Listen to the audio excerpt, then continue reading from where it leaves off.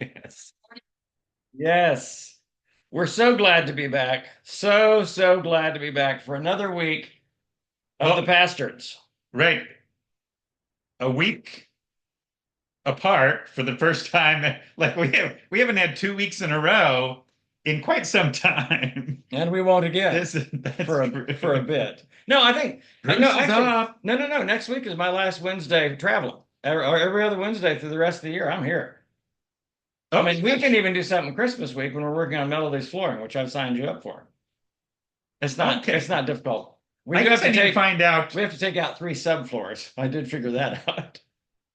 what all the things you've committed me to, so Yeah. that I'm just finding out Daily podcast starting in December. daily. No, Okay. I'm just kidding. Okay, It's good. too much. It's too much Oh, too soon. don't get our listeners and viewers excited.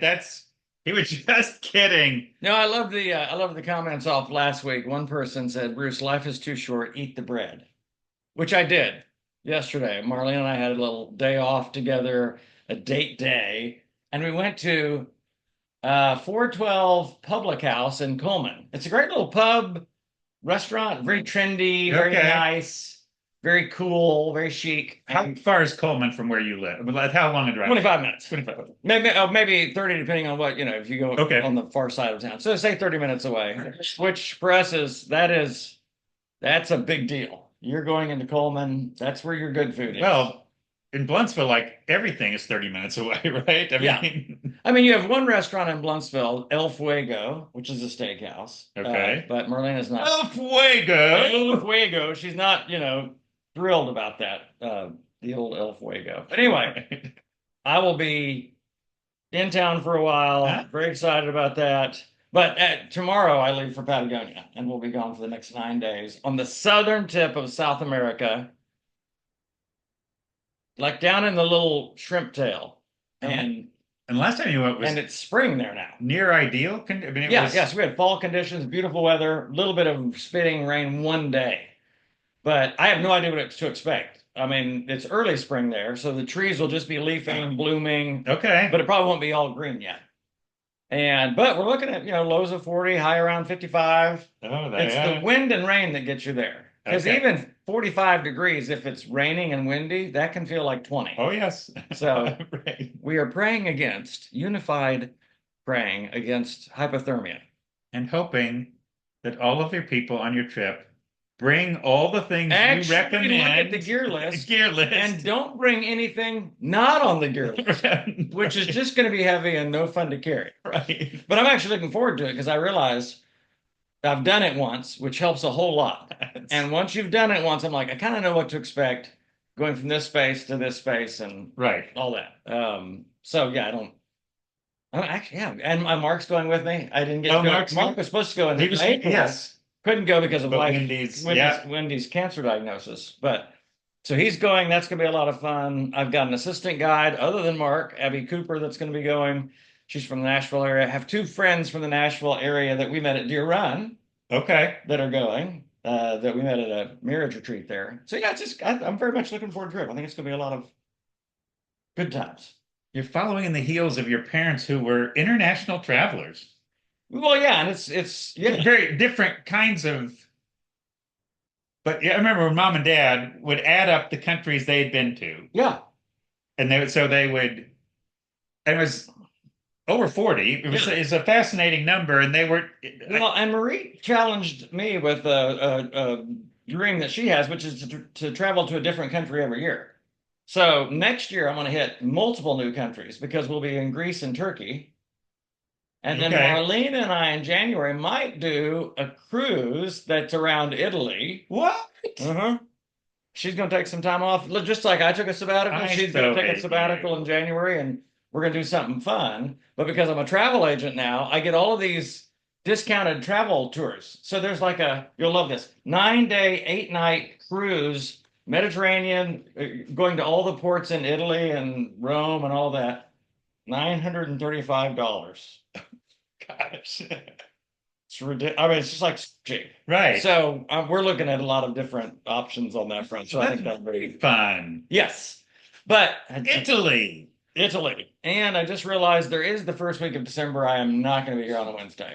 Yeah. Marlene and I are going to Colorado. We're doing an intensive counseling experience, which I think will be so good for us. So 41 years in, Marlene and I are going to spend a week working on nothing but us, on our marriage, and that's just cool. I think more couples should do those things, like marriage retreats, marriage intensives, and Yeah. I'm not trying to because No, I no, just think the more preventative work we do, the less repair work we end up having yeah. to do on the other side of that. So yeah, we'll be in Colorado for a week, 5 days in an intensive, and then 2 days just like hiking in the in the Rocky Mountains and hanging out. I like it. Estes Park, all of that. Yeah.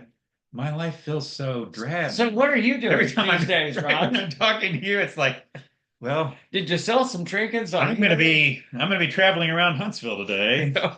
In fact, next week I'm gonna be doing some work. You ought to make it a thing where you travel to different counties in Alabama. How many different Hey, counties? listen, hey, you make fun, but I've been to Decatur and I've been to Athens. You've been to Blunsville. Yeah, Scottsboro Coleman, have you is been to not too Coleman? far. Uh, Years ago, Okay, yes. which counts. So no, I'm the traveler. I get around. Yeah. So yeah, my life is very much like yours. Yeah, I agree. We're gonna be taking Well, you guys a do. cruise on the Tennessee By the way, you River. guys do travel a lot. Marlene and I were talking about they're like going to the beach like every other month now since they have kids that live on the beach in North Carolina. That's going to be more of a Well, the regular bottom line is stop. our travel is around grandkids. Because, That's right, you were 2 weeks in New England last month. we're 2 weeks in New England with so three of our kids and six of our grandkids. That's awesome. Or the, And, oh, and and, that was. and you built a loft apartment for yourself. We did remodel out an upstairs in this cool workshop apartment. Yes, we did do that. So, but our travel is, yes, if Joy's definite travel priority is going to be because we don't have the gift, like your child, We traveled 200 yards to get to our grandson. live on your farm with Right. you. Yes. Like, yes, ours are in North Carolina and Connecticut, so that's where our travels take us. The Though, difference, as it were. although like we've not done a lot of international travel. And Italy does sound fun. I don't know why Italy just sounds Italy is, well, you got the what historic is it? stuff, but it's very romantic. Like Right. Venice and Rome and the Colosseum and death and mayhem and the gladiators and You got to get off the marriage theme. okay, yeah, well, that's true. That okay, I might have misspoke on that just a tad. But we don't I'm not sure if we're gonna do that. It's like we're looking at all these different options. No. But We'll do something fun just for us. I love that. Right. Um, Bully for you. because we're 41 years in and we didn't do anything for our 40th, which is kind of a big deal. So we're gonna make the 41st anniversary the big deal. It's the big one. Big day today. Is that where you were going? Segue. I think so. It's the day after the election, if you're watching this later in the Right. week. And we have a new president-elect who is the old president-elect for a return. And Richard, I'm interested to see if in 4 years he's mellowed out some.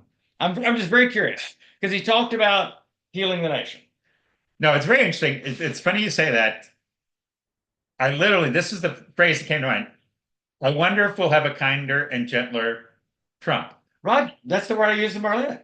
That is those two words. That's exactly what I said to Marlena this morning. I wonder if I hope that we will. Right. And that, That- but even to say, the first, anyway, I didn't get to see that. It's something I just read about. But I was glad to see a person saying, hey, I want to seek to heal the nation, which is, I think, important. I think a few days ago, what God brought to my mind for me, or within what God was speaking to my heart was um, the day after the election, Mhm. you're going to have you're going to have a president-elect. Um, and it was a reminder. So how are you going to steward that? So how am I going to steward? And I think this is a calling for all the followers of Jesus. Okay, we're Yeah. every time, every day we're called. What does following Jesus look like today? Yeah. But um, we're going to have a new president. Yep. It's going to have. There's going to be impacts. So how do we live in this moment? How do we steward this moment? And I think part of that is looking and saying, okay, you're going to have a Republican president, and it looks like you're going to have a majority of the House for Republicans, going to give them a pretty decent amount of strength. So I think what falls to us is to look and say a Republican platform is going to be The norm. the standard, the Okay. norm. So part of my stewardship is I think we have to wrestle with God. What parts of the Republican platform fit his heart and what parts don't? What are the things that President-elect Trump has said he's going to do that we feel fit the heart of God? What are the things that he is saying he's going to do that we don't feel fit the heart of God? So we're going to have this moment. What are the things that we're called to speak into? What are the kinds of people we're called to be in this particular presidency? What are the parts of the heart of God that the church might be tempted to miss if they're more caught up in their party than yeah, it's just yeah. Yeah, I think, and of course, I trust. We all know this, and I'm not trying to oversimplify it, but I trust that it's God who sets up rulers and deposes them. But that it's also from my limited theological perspective. And Jesus says, "Pray each day that the Father's will be done on earth just as it is in heaven." That has always suggested to me that God's will is being affected perfectly in heaven, not always so much down here. Even when you look at sin, You think even sin, and it's that thing of when I thought about Trump being reelected, I was like, it'll be interesting to see where it goes because I'm only speaking for myself. I always have this feeling, and I had this back in whatever it was, 2016. Yeah, 2016 when the election. I was like, it just reminded me of the people demanding a king, and God's like, all right, it's not my will per se, but get your wish. but I'll give you a king. And it was interesting. First king did not go well for them at all. Second one, a little bit better. But it's that whole thing of, for me, I just trust God in all of those things. I love what you said, steward the moment. I want to be an agent of healing.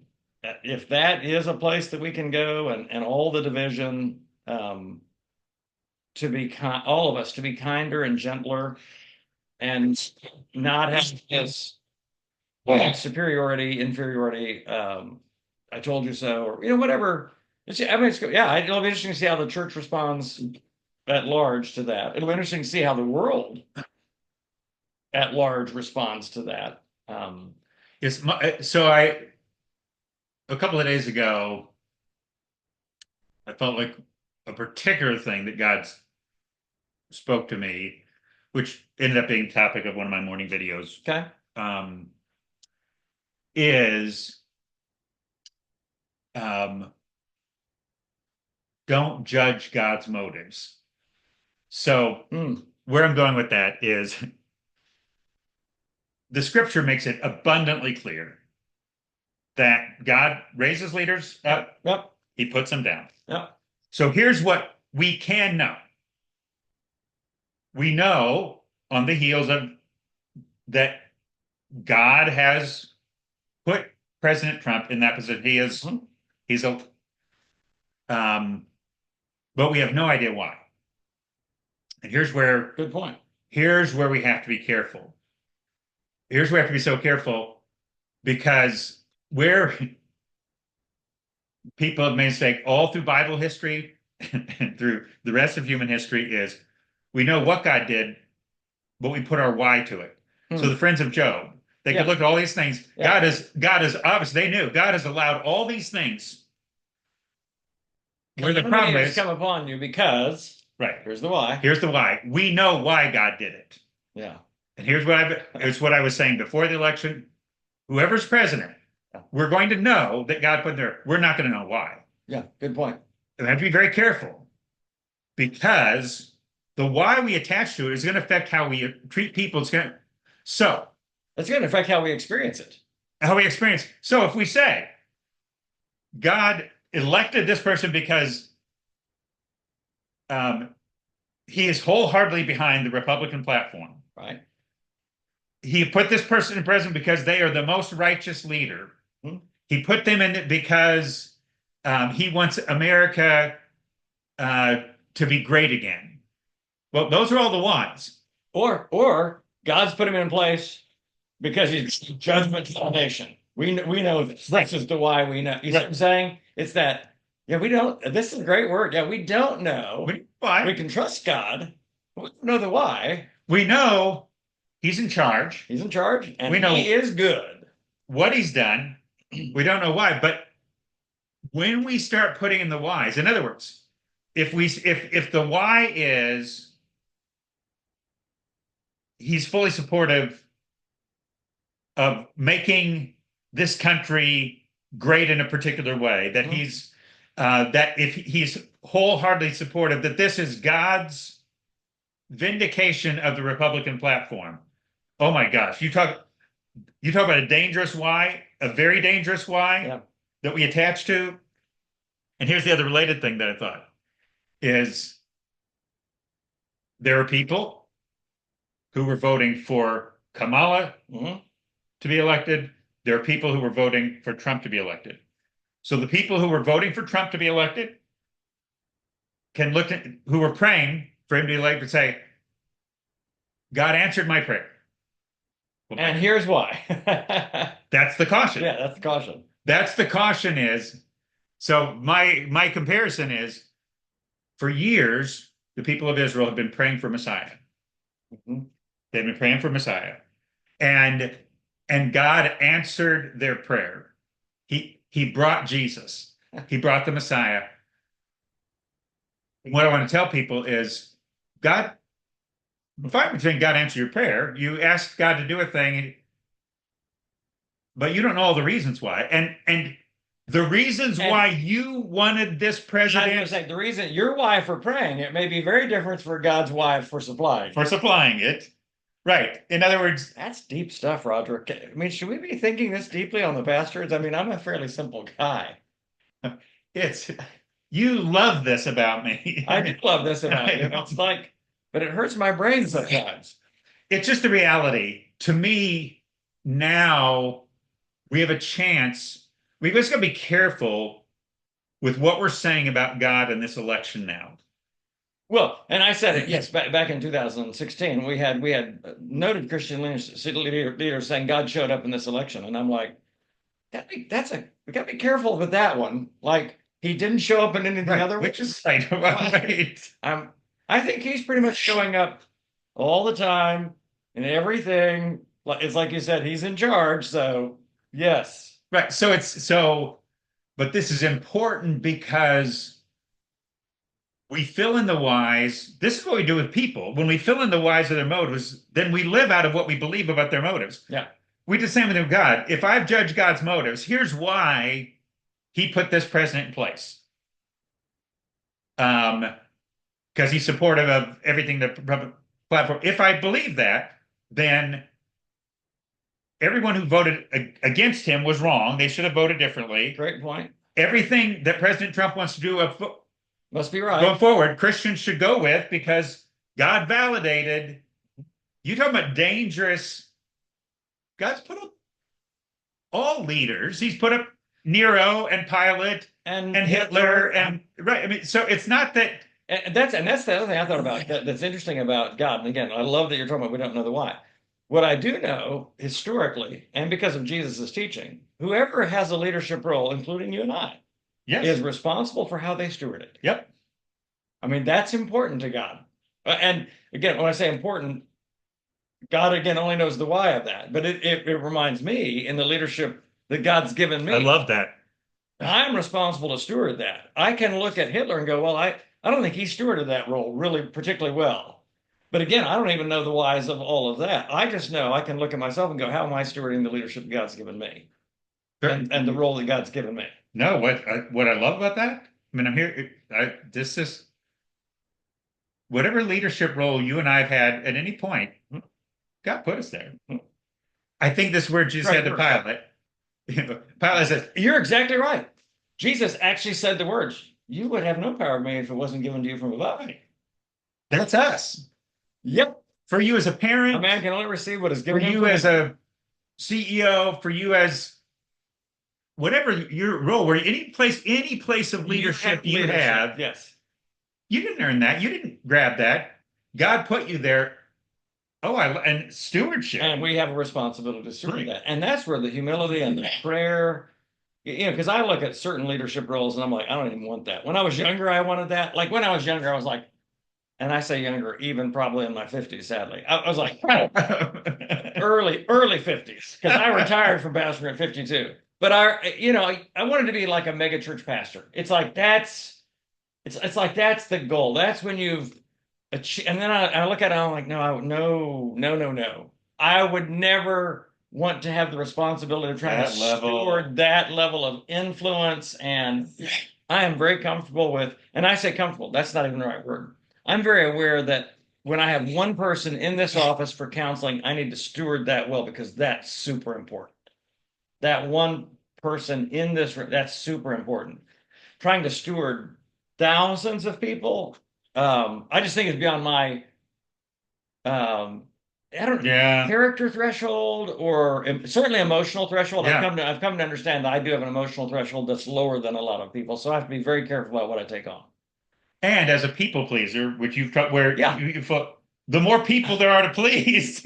Roger, so it's interesting when so Marlene and I were doing some counseling this week with Shannon Etheridge, and so she did an attachment style thing with me, and it was very interesting. So the highest level of what we would call dysfunctional attachment, the highest level for me was people pleaser, Okay. and I'm like, yep, that makes sense because I've struggled with that for years, and it's what made pastoring so hard for me Yes. because I'm trying to make everybody happy. And part of me is not, because the other part of me is like, no, I just want to make God happy. And that's not the right word. I just want to follow Right. Jesus. Right. So what's his agenda? Let's pursue that. But then when people weren't happy with that, then I felt like, well, I need to shift, or maybe I'm not. Mm. And it was very, yeah, a people pleaser. Oof, it's a tough go. But again, that's why I wrote the blog post earlier this year on my 60th birthday, which was basically people are going to think what they're going to think, and that's okay. Don't try to control the narrative. Just trust what God knows. I trust what God knows about me, Yep. even when I don't feel it. Yep. I'm His son. I did a whole thing this week of I'm God because I was reading where Jesus was baptized in the Father before Jesus did anything miraculous or any teaching or any Messiah stuff. Jesus, is before he does that, the Father Right. affirms him. You're my son. I love you, and I'm very pleased with you. And I just felt like God. And it was on November 1st, which was All Saints Day. I ended up teaching this in the wilderness because I took people out on November.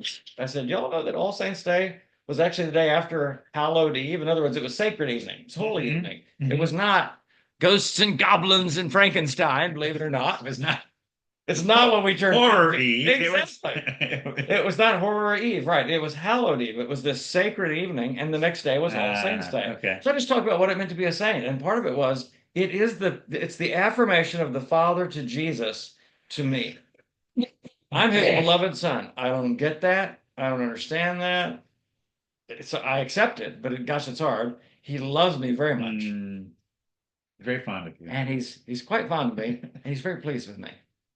Because I can again look at all my foibles and failures and struggles, but no, He just loves me. And anyway, it was so interesting how it affected people this weekend, sharing that in the wilderness about what does All Saints Day mean, and what does that mean in terms of your identity. And the reality is, because you talked about this on a Facecast, and it was very impacted me, that the Father loves me the same way that He loves Jesus, because Jesus said so.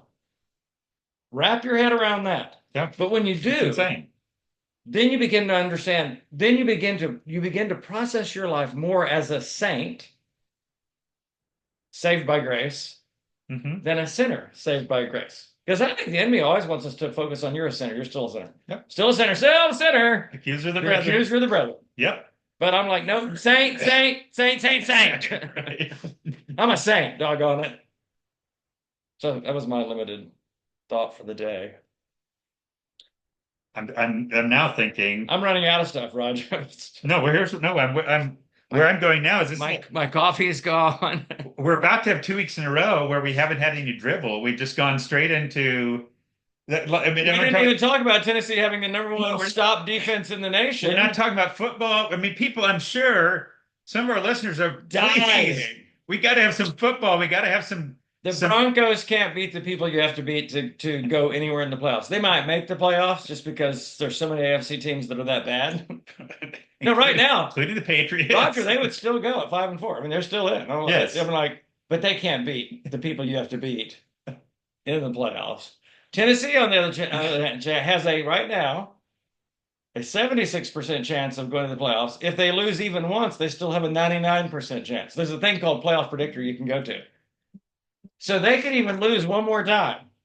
Now, if they lose twice, it drops. They're like They only have 3 more games, right? 7-1. They got 4. UTEP. Don't forget University of Texas, El Paso. They've got Mississippi State this Mississippi week. State. They've got Georgia. Vanderbilt.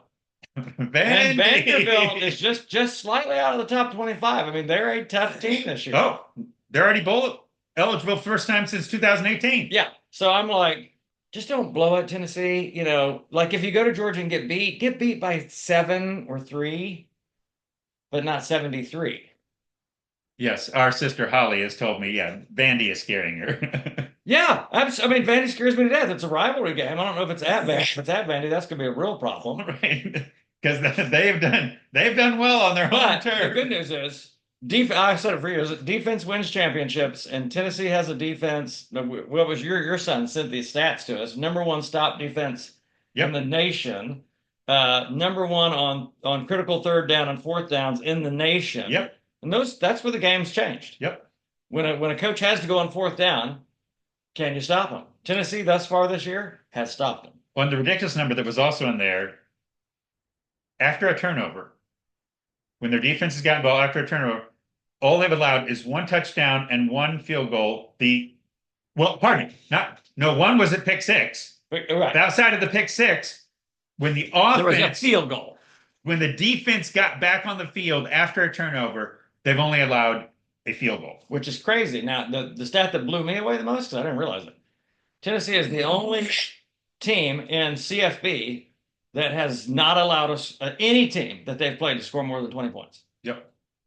Just speaks a lot for defense. In other words, at the end of the day, it's points allowed, not yardage gained. Right. It's points allowed, and they are stingy.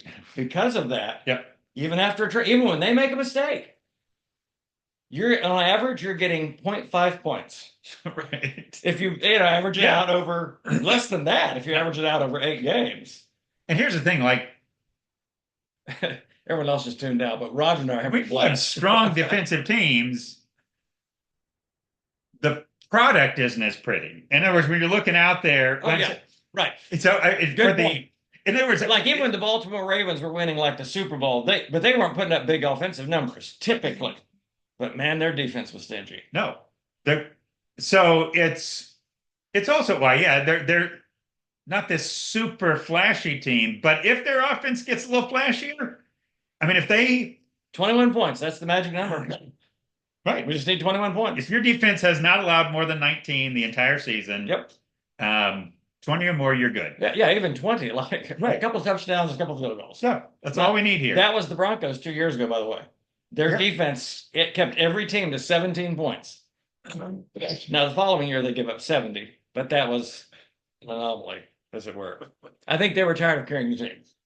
They're like, forget it. We're not going to do it. So right now, you have your college team and your football team are playoff bound right now. Have a good shot at the shot at playoffs. Yeah. And I don't know if Denver will make it. It depends how they play out. And again, both of my teams have basically a rookie quarterback. I've got a freshman in at Yes. Tennessee. I've got a rookie in with the Broncos. So it makes you a little more excited about the coming years. Well, that's the story for the Patriots. So, Yeah, they're like two. They won 2 games this year. right. So 2-6, 2-7, maybe now. Did they beat the Jets? The second time they beat the Jets. Okay, good. Um, but they absolutely have their quarterback of the future. I mean, so Really?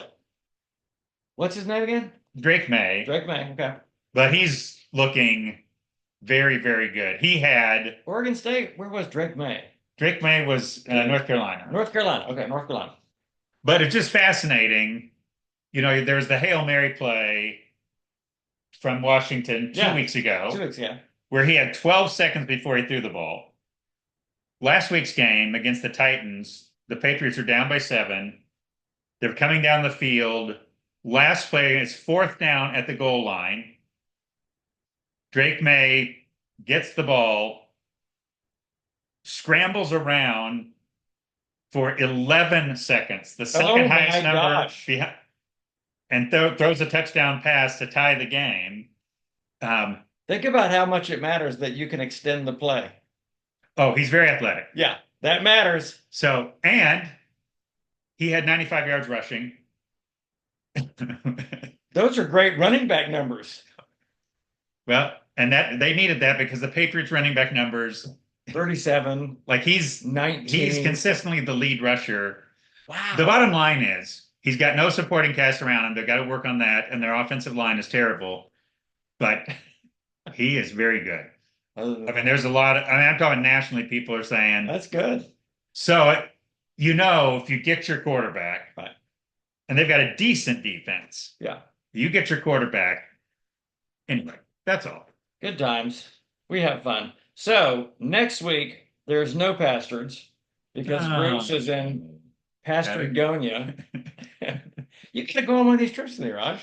Oh, I know. No, in fact, Patagonia, you would love because it's doable. you know, I need to renew my visa. I need my passport. Go ahead and do it now. Yes, I need to go ahead. Oh, because I had my first sign up for Iceland over the weekend too, for next year's Iceland, which is exciting. Iceland's beautiful. I mean, Marlena definitely wants to do that trip. I said you should probably do Patagonia first. It's a little easier. Yeah, Iceland's a little more strenuous, but gorgeous places. I mean, just both of them. yes, So yes, go with me.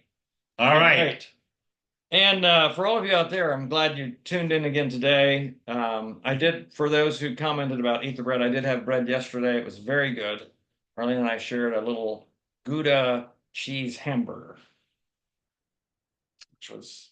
What's the story behind this shirt? Love someone, be loved. Shout out to Cove Church. So Cove Church, this is kind of their tagline as a church: love someone, be loved. It's interesting. I get so many comments on this when I go places. They're like, "Oh, I love the shirt." And I'm like, I love you. And Roger is, of course, in his AC/DC for those about to rock. Those about to rock. So it's for the 60 and older group because we're rocking now. And that's where AC/DC, they're at least 60s. They're probably 70s, right? Yes. I'm thinking they were older than I was in high school. Right. So they are rocking. They are rocking. Or they're dead. Which makes it like how many of these bands are still touring? It's like all of them, Rob. All All of them are still touring. It's like, and then when Meatloaf died last year, I think we devoted an entire podcast to that. That's when I realized AC/DC's Back in Black album was in the top, like 2 or 3 in terms of worldwide. Yeah. Worldwide. Worldwide sales. Worldwide. Oh, Born to Be Wild. That's in my head. That's just subliminally must have gotten in my mind. Every now and then, I do pitch Born to Be Wild on the podcast. Go catch a great concert from an aging band before they die. Yeah, that's the deal. Holly and Trina. I know. Went to see Sheryl Crow and someone else. Pink, I think, were together. Well, they've seen Pink. Yeah. Oh, but they've been on a run now of concerts. Doing a lot more concerts with Christian artists. I'm like, oh, what's going on with Sheryl? I like me some Sheryl. Yeah, I do. I love that the song she did with Toby Mac. Promised Land, such a good song. Yeah, I need to read more on what's going on with Sheryl these days. Yeah, probably a great good story. times.